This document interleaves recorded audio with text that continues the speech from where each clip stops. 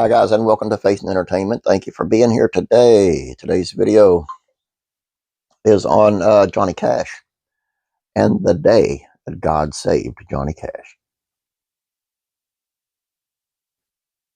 Since his death in 2003, and more recently with the release of the Oscar-winning movie Walk the Line, music fans have been reminded of, or for younger generations introduced to, the music of Johnny Cash. Walk the Line told the story of Cash's rise to fame and the shambles that was his personal life at the same time. However, the movie stopped short of telling the rest of Cash's story. In 1967, he was in trouble. By then, Cash was a major figure in country music with a number of successful songs, including Hey Porter, Cry, Cry, Cry, Folsom Prison Blues, and I Walk the Line, as well as a religious album, Hymns by Johnny Cash. Despite a great success and critical acclaim, Cash was deeply addicted to amphetamine and barbiturates, which he was taking several times a day and by the handful. I was canceling shows and recording dates, and when I did manage to show up, I couldn't sing because my throat was too dried out from the pills. I was in and out of jails, hospitals, car wrecks. I was a walking vision of death. That's exactly how I felt, he wrote in his autobiography. Because his drug use isolated him from family, friends, colleagues, Cash felt abandoned, lonely, completely hopeless. So in early October 1967, he decided to end his life. I never wanted to see another dawn, he said later. I had wasted my life. I drifted so far away from God and every stabilizing force in my life that I felt there was no hope for me. Cash made his way to Nickajack Cave on the Tennessee River just north of Chattanooga, Tennessee. This was a system of caves, some larger than 2 or 3 football stadiums, that ran under the mountains all the way to Alabama. For decades, the caves attracted the curious and provided shelter for fugitives. Cash had previously explored the caves with friends looking for Civil War and Native American artifacts. He knew several people had lost their lives in the caves across the years, usually by entering and then losing their way. It was my hope and intention to join that company. His plan was well thought out. He would crawl in so far that he would never find his way out, and no one would be able to locate him until he was dead. Cash parked his Jeep, entered the cave, and crawled for nearly 3 hours until his flashlight batteries wore out. Exhausted, he lay down in total darkness. The absolute lack of light was appropriate, for at that moment I was as far from God as I've ever been, Cash remembered. My separation from him, the deepest and most ravaging of the various kinds of loneliness I'd felt over the years, seemed finally complete. As he lay in the darkness waiting for death, Cash discovered a profound truth about God. I thought I'd left him, but he hadn't left me. He began to feel something powerful taking place in his mind and body, a sensation of utter peace, clarity, and sobriety. It was a feeling that defied his intellect. The feeling of tranquility persisted, and Cash began to focus on God. There in Nickajack Cave, I became conscious of a very clear, simple idea. I was not in charge of my destiny.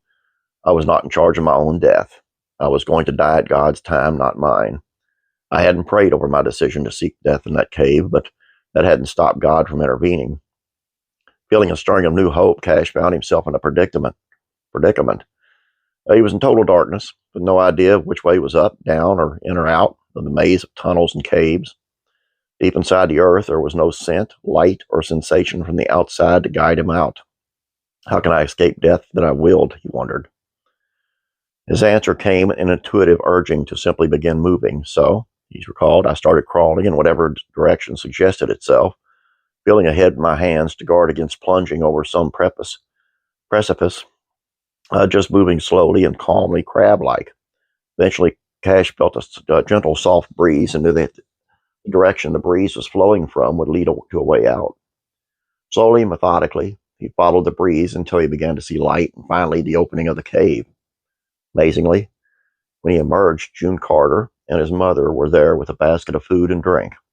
The women told Cash that they knew something was wrong and felt led to come and find him.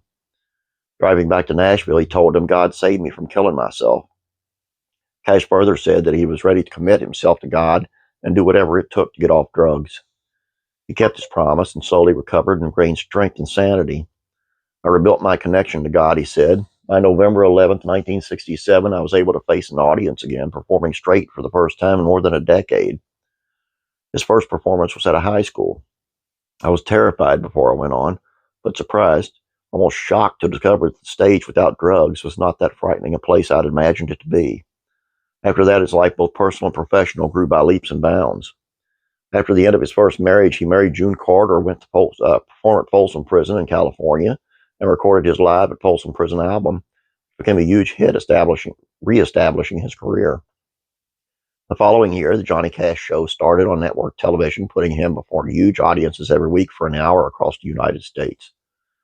In 1970, his son, John Carter Cash, was born. The happiness grew and grew.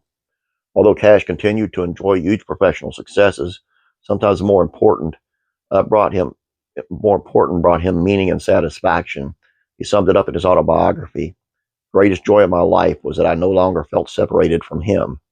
Now he's my counselor, my rock of ages that I stand upon.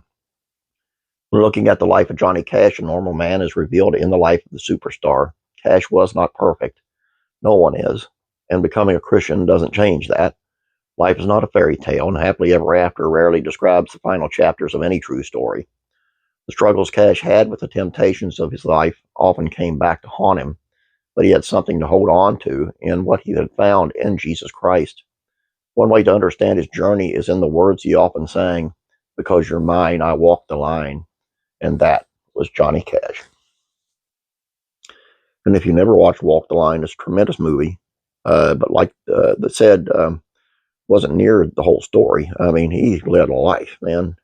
Him and his wife were kidnapped and held hostage in Jamaica.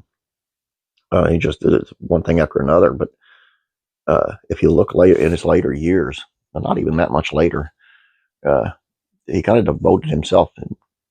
He got into acting, and a lot of his acting had to do with spirituality and God and good moral concept of whatever it was going on. He just, God bless him. I was never a huge fan of Johnny Cash's music. I liked it, not a great big fan. But I gained a whole new respect for him after he found God. Well, I hate the term "found God" because God's always there. But when God saved him and he accepted, and that a whole new respect, and that respect land was for a long time because he did the job, man. All I got for you. I hope you enjoyed this. Please don't forget to subscribe if you have not yet. Please like this video. Please share it out with your family and friends. Let them know what we're doing here. I would appreciate it. I really would. You guys have a great day. God bless you. And I'm praying for you.